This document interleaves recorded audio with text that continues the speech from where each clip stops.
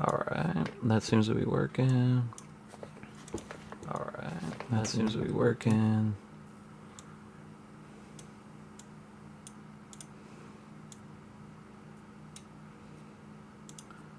And last and least,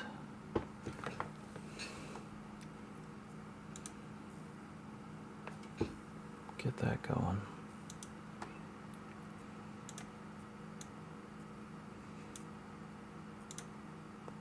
All right. Go. Got that done. All right. If you have not seen these streams before, these are pretty straightforward. This is our Wednesday historical document stream. We're doing the Federalist Papers, Alexander Hamilton. So if you ever, seen the show Hamilton or seen all that fun stuff, this is what he was sneaking out on his wife to go write about. It was the Federalist Papers. This was after the Constitution was written. They were writing the Federalist Papers. They were trying to get all the people to come around, all the states to ratify it. So they're going, okay, what can we do? How can we convince you that this is a good idea? And so they wrote the Federalist Papers to help defend the Constitution. Saying like, hey, New York, hey, New Hampshire, hey, Georgia, hey, North Carolina, South Carolina, we really want to get this Constitution done.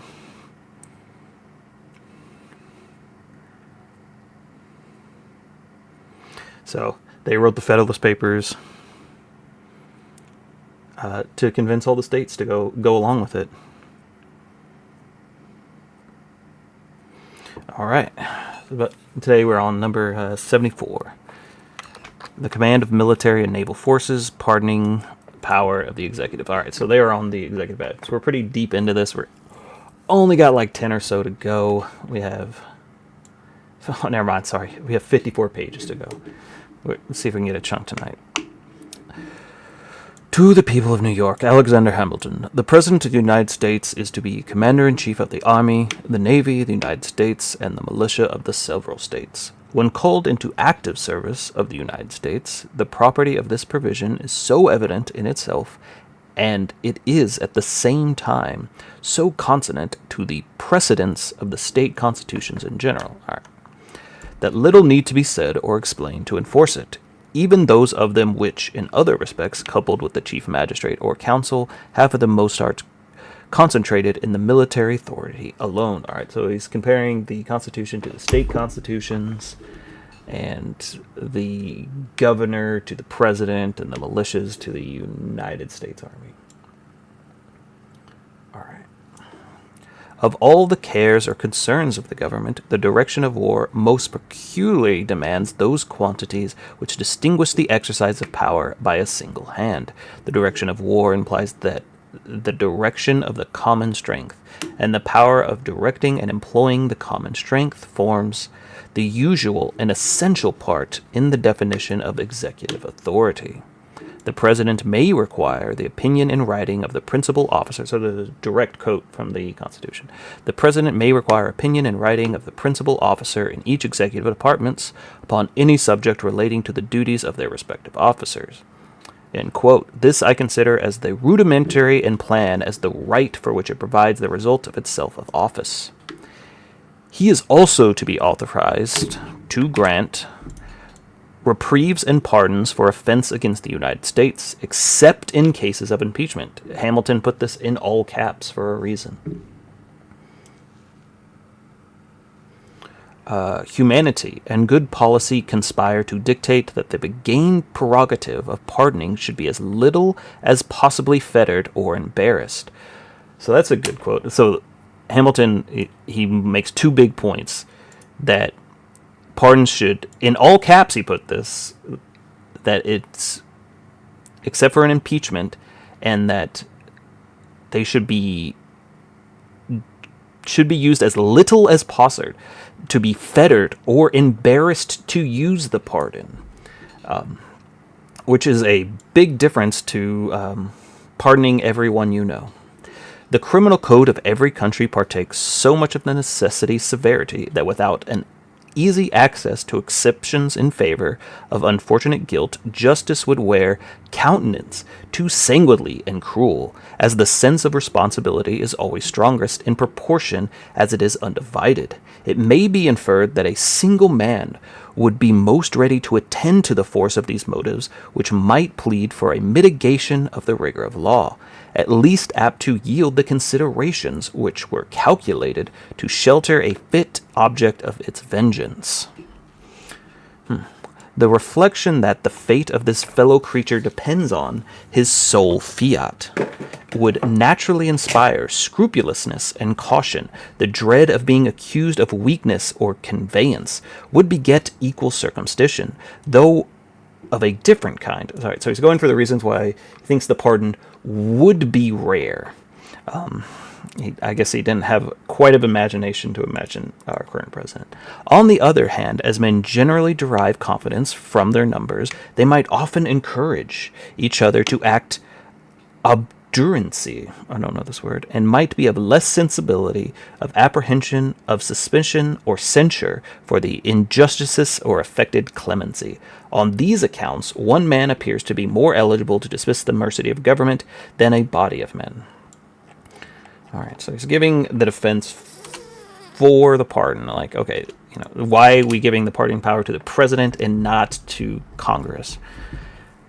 The expediency of vesting the power in the pardoning of the president, that's also a matter of expediency. Okay, if I mistake not, has been contested in relation to the crime of treason. This, it has been urged, ought to have been depended upon the assentment of one or both of the branches of the legislative body. I shall not deny that there are strong reasons to be assigned for requiring in this particular of a concurrence of that body or of a part of it, as treason is a crime leveled at the immediate being of the society.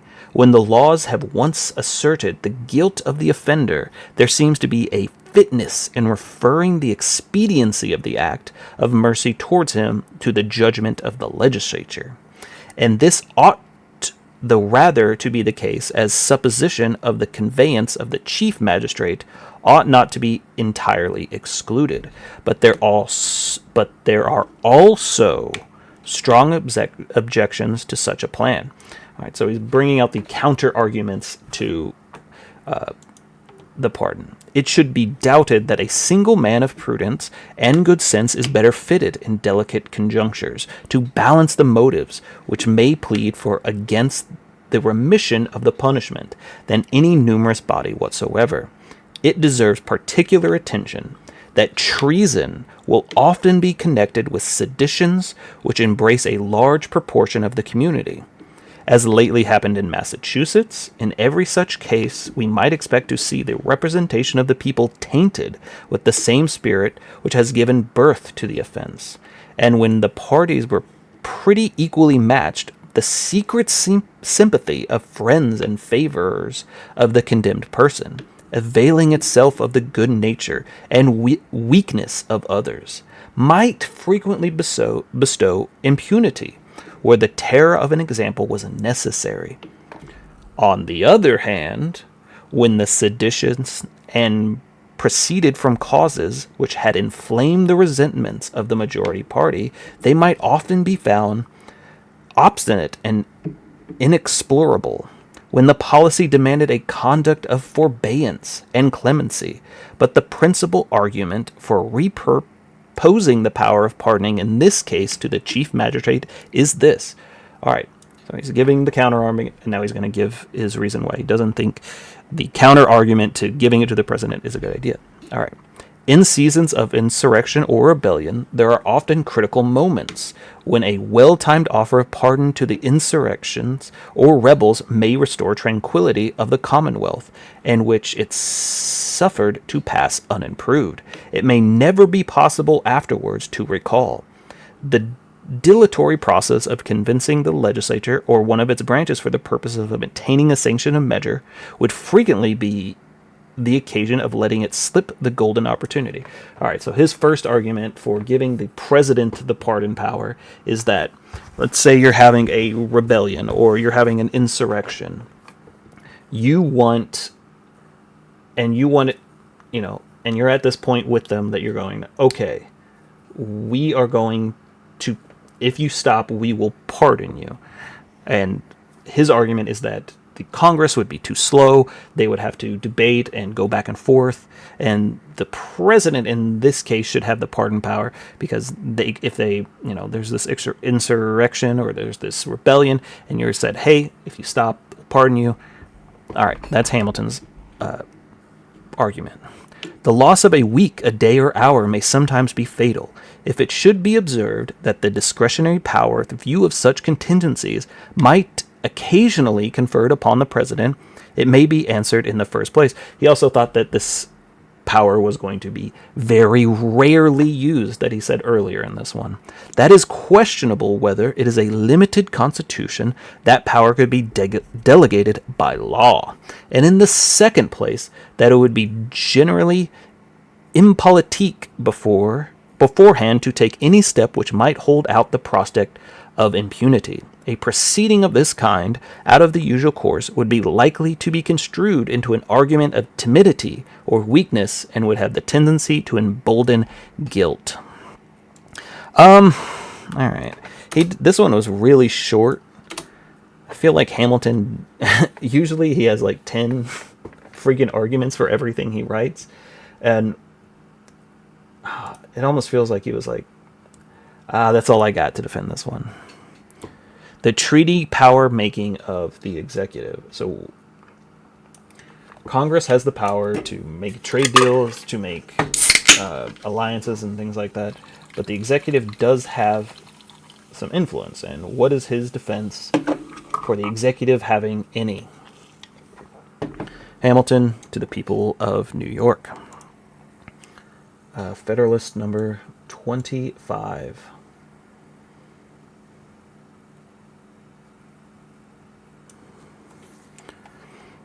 The president is to have power by, this is a quote, by and with the advice and consent of the Senate to make treaties, and provided 2/3 of the senators present occur.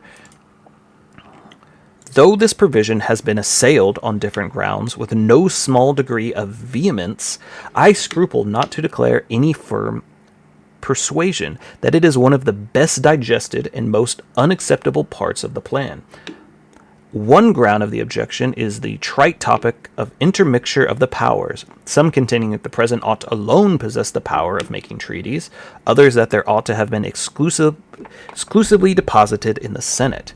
All right, so his early ones, he made arguments against why he thought the Senate should have the power over the House for the treaties, and then why the president is involved in the making of treaties, and now he's defending the parts of why they are intertwined in the powers of the Senate and the president into making treaties, and why not a single one of them has it, or why the Congress doesn't have them. Another source of objection is derived from the small number of persons whom a treaty may be made. Of those who espouse this objection, a part of the opinion is that the House of Representatives ought to have been associated in the business, while another part seems to think that nothing more was necessary than to have substituted 2/3 of all the members of the Senate to 2/3 of the members present. As I flatter myself, the observations made at the preceding number upon this part of the plan must have sufficed to place it. To a discerning eye, it is very favorable light. I shall here content myself with the offering only some supplementary remarks, principally with the view of the objections which have been just stated. All right, so he set up his straw man, he set up his Iron Man, whatever you want to call it. He set up the argument on the other side of, hey, why does the Senate have control of this, and why does the president have control of this? Why doesn't the House get to it? And now he's getting into it. With the regard to intermixture of powers, I shall rely upon the explanations already given in other places. He's already written about this multiple times, mainly when he was going over the Senate. All right. Of these true sense of rules upon that objective is founded, and shall take it for granted, as an inference from them, that the union of the executive with the Senate in the article of treaties is no infringement of that rule. I venture to add that the particular nature of the power of making treaties indicates a peculiar property in that union, though several writers on the subject of government place that power in a class of the executive authorities. Yet, this is evidently an arbitrary disposition. For if we attend carefully to its operation, it will be found to partake more of the legislature than the executive character, though it does not seem strictly to fall within the definition of either of them. The essence of the legislative authority is to enact laws, or in other words, to prescribe rules for the regulation of society, while the execution of laws and the employment of the common strength, either for this purpose or for the common defense, seems to compromise all the functions of the executive magistrate. The power of making treaties is plainly neither the one nor the other. It relates neither to the execution of the subsidizing laws nor to the enaction of new ones, and is still less to the exertion of common strength. The objects are contracts with foreign nations, which have the force of law, but derive it from the obligations of good faith. They are not rules prescribed by the sovereign to the subject, but agreements between sovereign and sovereign. The power in question seems therefore to form a distinct department, and to belong properly neither to the legislature nor to the executive. The qualities elsewhere detailed as indispensable in the management of foreign negotiation point out the executive as the most fit agent for those transactions. While the vast importance of the trust and the operation of treaties as laws plead strongly for the participation of the whole or the portion of the legislative body in office in making them.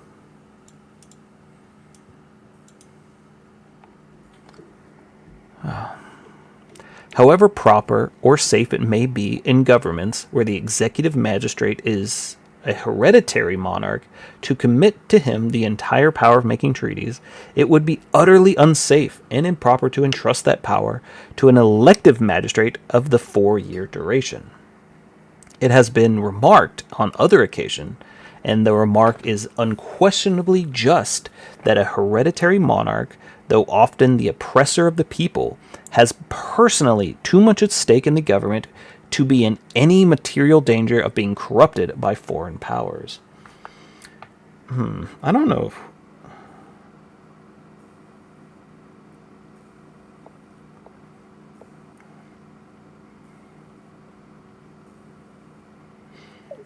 But a man raised from the station of a private citizen to the rank of chief magistrate, possessed of a moderate or slender fortune, and looking forward to a period of very remote, or when he may probably be obligated to return the station from which he was taken, might sometimes be under temptations to sacrifice his duty to his interest, which it would require superlative virtue to withstand. A various man might be tempted to betray the interest of the state to the acquisition of wealth. An ambitious man might make his own aggrandizement, I can never say this word, aggrandizement by the aid of a foreign power, the price of his treachery to his constituents. The history of human conduct, okay, it makes more sense now, does not warrant that exalted opinion of human virtue which would make it wise in a nation to commit the interest of so delicate a momentous kind as those would concern it, the intercourse with the rest of the world, to the sole disposal of the magistrate, circumcised as the President of the United States. All right. So, the common thinking is that usually the king is in charge of foreign affairs and being the foreign dignitary, because his wealth is the country's wealth. And he's like, we can't use that logic anymore because our president is elected. The president might be, really like the money. So that's why the Senate is also involved. The Senate has to approve of his foreign deals. So if the president wants to tariff Canada, the Senate is supposed to say yes or no. This is not really up for debate. I have entrusted the power of making treaties to the Senate alone. To have entrusted the power of making treaties to the Senate alone would have been to relinquish the benefits of the constitutional agency of the President in the context of foreign negotiations.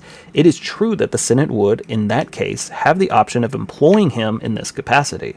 Okay, so even though the Senate could be in charge. All right, so argument one. The Senate could be in charge, and they could give constitutional agency to the president, as just being an actor of the Senate. But they would also have the option of letting it alone, and pique or cabal might introduce the latter rather than the former. Besides this, the ministerial servant of the Senate could not be expected to enjoy the confidence and respect of foreign powers in the same degree with the constitutional representatives of the nation, and of course would not be able to act with an equal degree of weight or efficacy. While the Union would, from this cause, lose a considerable advantage in the management of its external concerns, the people would lose additional security, which would result from the cooperation of the executive. Though it would be imprudent to confide in him solely so unimportant trust, yet it cannot be doubted that his participation would materially add to the safety of society. It must be intended to be clear demonstration that the joint possession of power in question by the President and Senate would afford a greater prospect of security than the separate possession of it of either of them, and whoever and whoever has maturely weighted the circumstances which must concur in the appointment of a president will be satisfied that the office will always bid fair to be filed by men of such character as to render their concurrence in the formation of treaties particularly desirable, as well on the score of wisdom as that of integrity. The remarks made in a former number, which has been alluded to another part of this paper, will apply with conclusive force that against the administration of the House of Representatives to a share in the formation of treaties, the fluctuating and taking its future increase into account, the multitudinous composition of that body forbid us to expect in those quantities which are essential to the proper execution of such a trust, accurate and comprehensive knowledge of foreign politics, a steady and systematic adherence to the same views, a nice and uniform sensibility to national character, decision, secretly, and dispatch are incompatible with the genius of a body so variable and so numerous. The very complication of the business by introducing a necessity of the concurrence of so many different bodies would of itself afford a solid objection. The greater frequency of the calls upon the House of Representatives and the greater length of time which it would often be necessary to keep them together when convened. To obtain their sanction in the progressive stages of a treaty would be a source so great inconvenience to it and expense as alone ought to condemn the project. The only objection which remains to be canvassed is that which would substitute the proportion of 2/3 of all the members composing of the senatorial body to that of 2/3 of the members present. It has been shown, okay, so instead of 2/3 of the Senate approving treaties, just 2/3 of Congress generally. It has been shown under the second head of our inquiries that all provisions which require more than a majority of any one body to its resolutions have a direct tendency to embarrass the operations of government, and an indirect one to subject the sense of the majority to that of the minority. This consideration seems sufficient to determine our opinion that the convention has gone as far, in the endeavor to secure the advantage of numbers in the formation of treaties as would have been reconciled with either activity of the public councils or with a reasonable regard to the major sense of the community. If 2/3 of the whole number of members had been required, it would, in many cases, from the non-attendance part, amount in a practice to a necessity, unanimity. I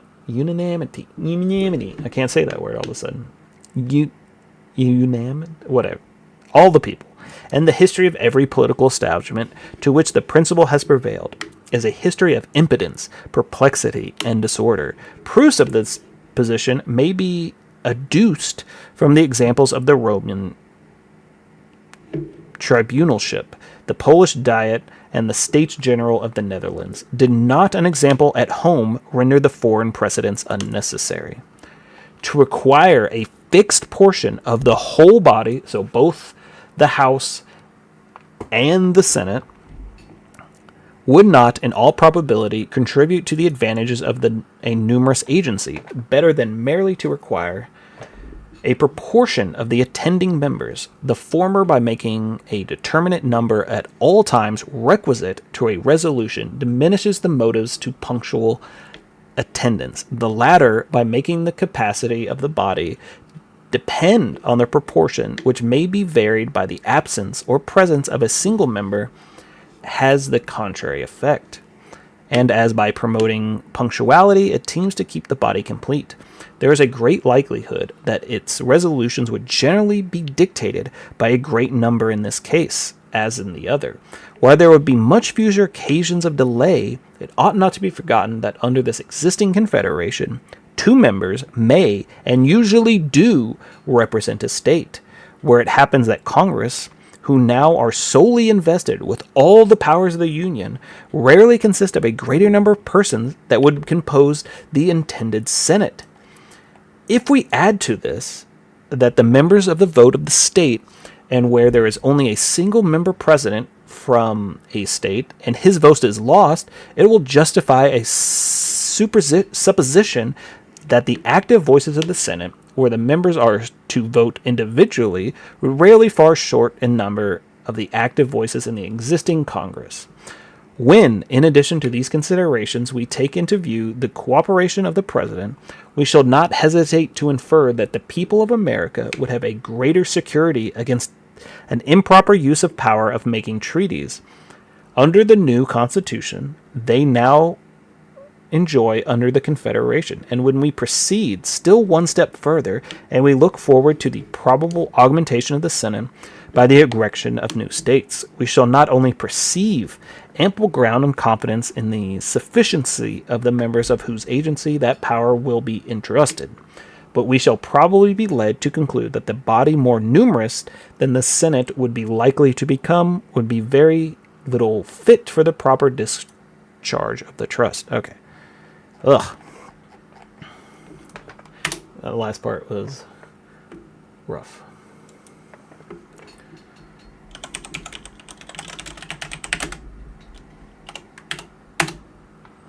All right. All right, we'll do another one.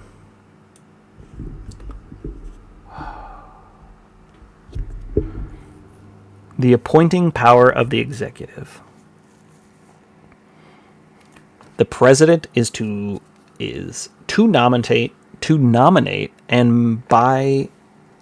and with the advice and consent of the Senate to appoint ambassadors and other public ministers and consuls, judges to the Supreme Court and all other offices of the United States, whose appointments are not otherwise provided for by the Constitution, but the Congress may by law vest the appointment of such inferior officers as they think proper in the President alone, or in the courts of law, or in the heads of the department. The President shall have the power to fill all vacancies which may happen during a recess of the Senate by granting commissions which shall expire at the end of their next session. All right, so this is going to be similar arguments to his last one of the sharing of power between the President and the Senate. But this one having to do with the officers, the Supreme Court, instead of treaties. Oh, this might be my last one. I'm starting to feel it.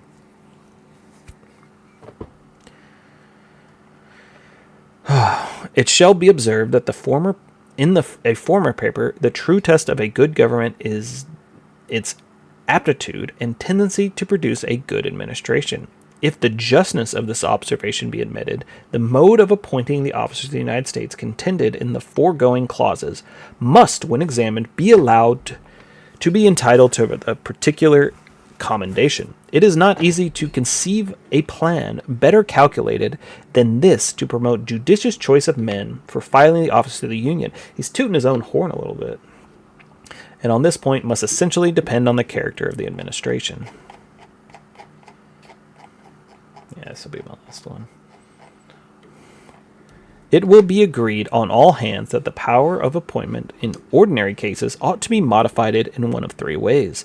It ought either to be vested in a single man, or in a select assembly of a moderate number, or in a single man, with the concurrence of such an assembly.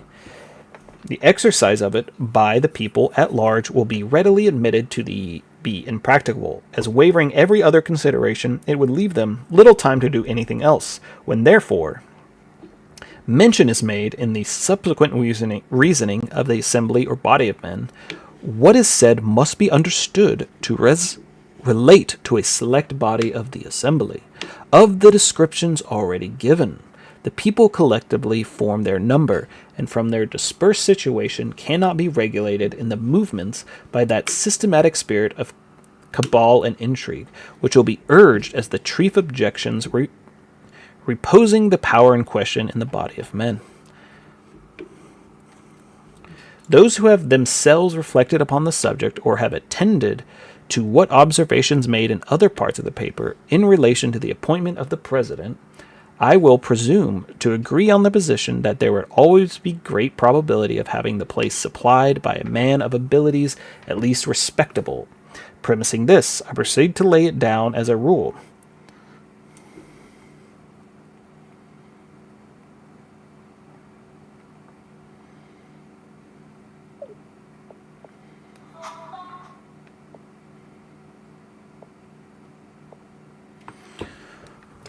That one man of discernment is better fitted to analyze and estimate the peculiar qualities adapted to our particular offices than a body of men of equal or perhaps even of superior discernment. The sole and undivided responsibility of one man will naturally beget a livelier sense of duty and more exact regard to reputation. He will, on this account, feel himself under stronger obligations and more interested to investigate with care the qualities requisite to the situations to be filled, and to prefer with impartiality the persons who may have the fairest pretenses to them. Ah, man, he's really hoping on that one. He will have fewer personal attachments to gratify than the body of men who each to be supposed to have an equal number, and will be so much the less liable to be misled by the sentiments of friendship and of affection. A single, well-directed man by a single understanding cannot be distracted and warped by the diversity of views, feelings, interests, which frequently and distract and warp the resolutions of the collective body. There is nothing so apt to agitate the passions of mankind as personal considerations, whether they relate to ourselves or to others, who are to be the objects of our choice of preference. Hence, in every exercise of power of appointing to offices by the assembly of men, we must expect to see full display of all the private and party liking and dislikes, partialities, and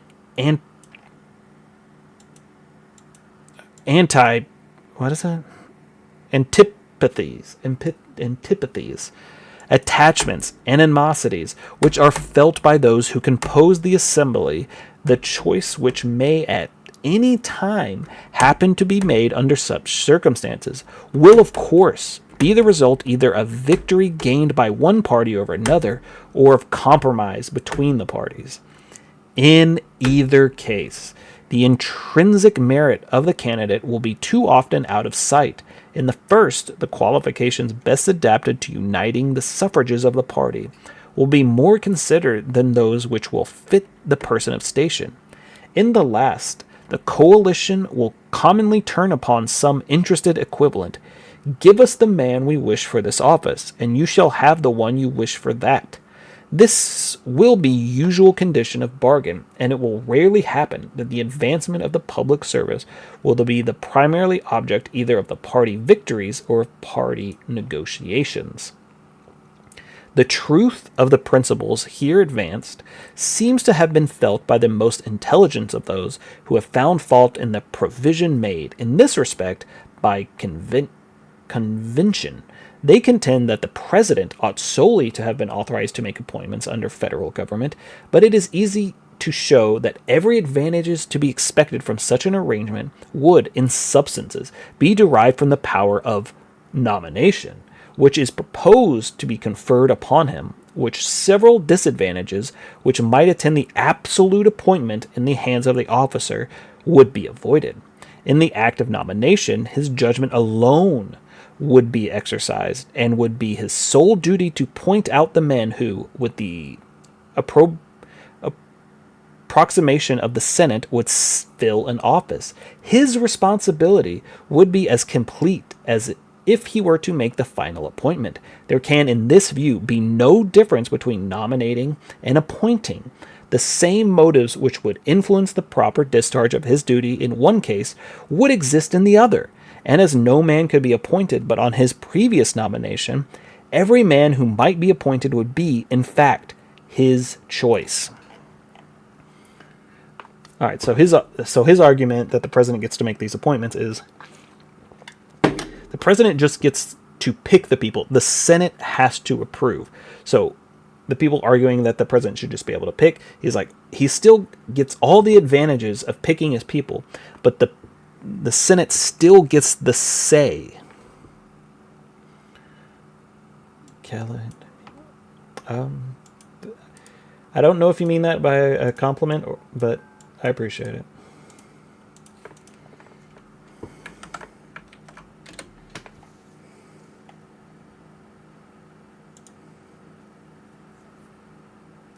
Oh. No, it doesn't.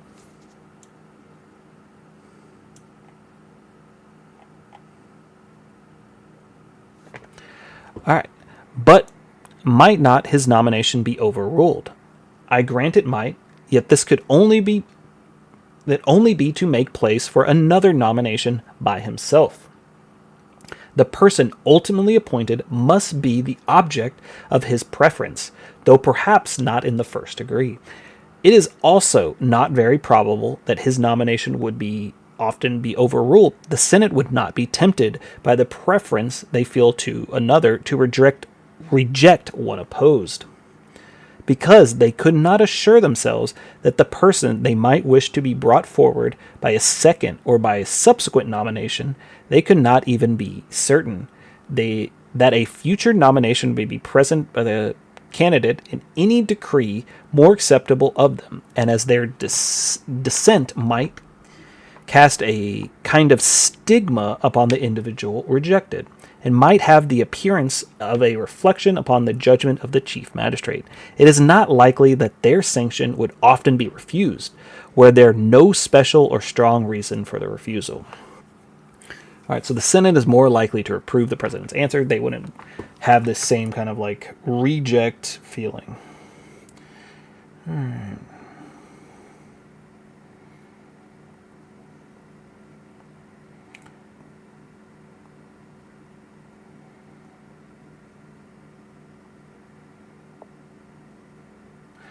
All right, so they want the president to make the occasion. This would avoid the infighting in the Senate. This would also speed up the process, and the Senate would only be able to reject people, or only would reject people in the most extreme circumstances to protect the corruption. But if the Senate just does everything the president says, then you're back at square one. All right. To what purpose then require the cooperation of the Senate? I answer that the necessity of their concurrence would have a powerful, though in general a silent operation. It would be an excellent check upon the spirit of favoritism by the president. Not a good enough check.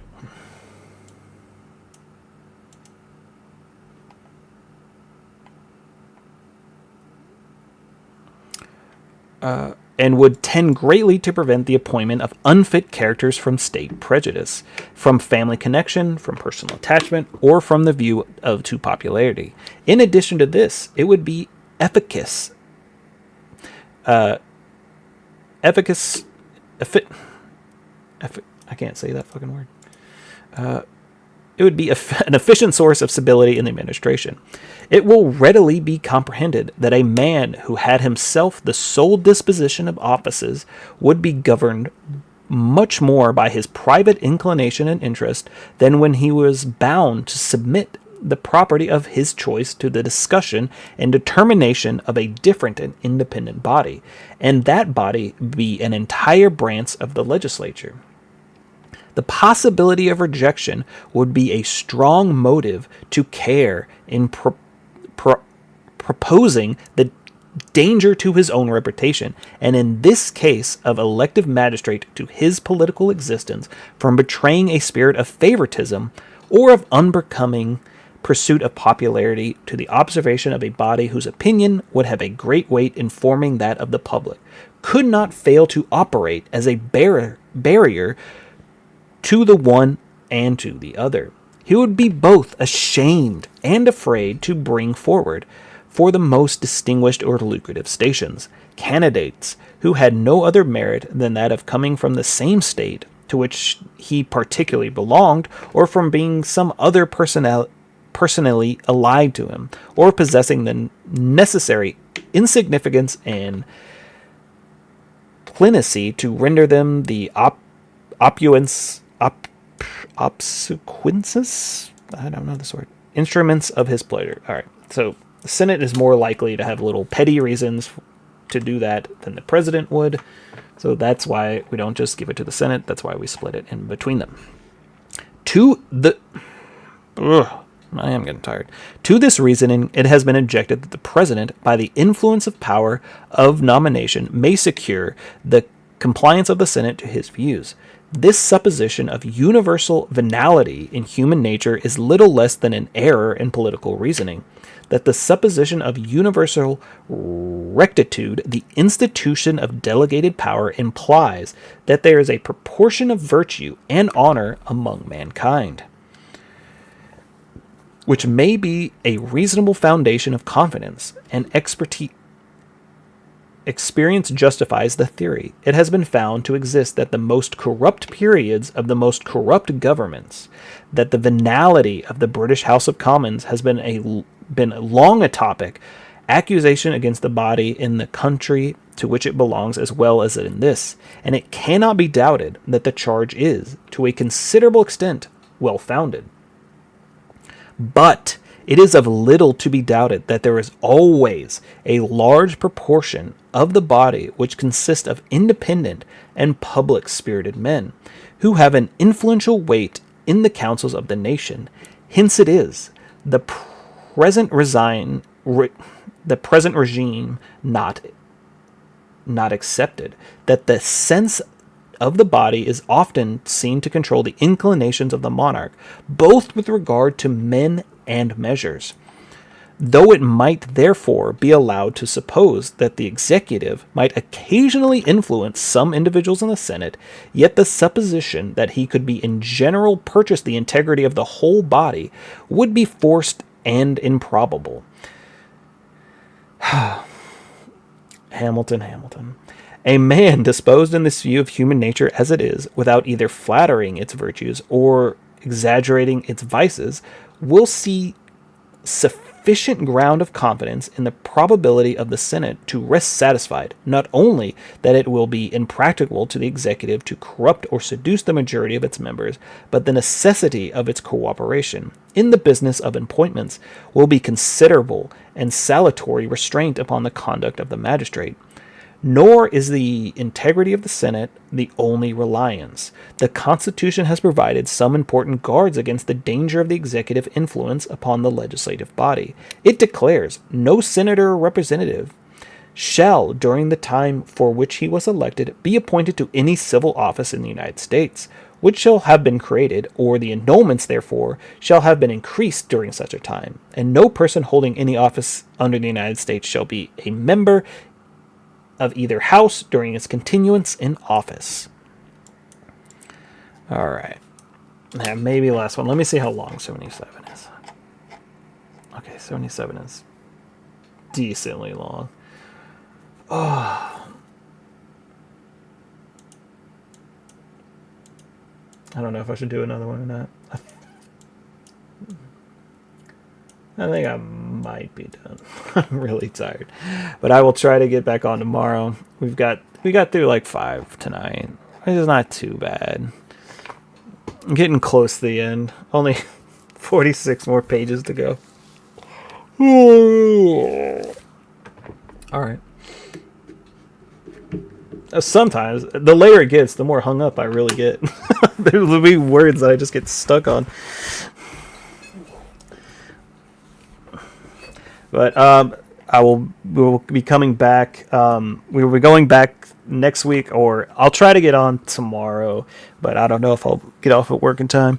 I'm gonna finish up the papers, and then I'll probably move on to maybe just do the straight up Constitution. Go through and do the Constitution next. But anyway, hoped everyone learned something. You learned a little bit why they wrote the Constitution.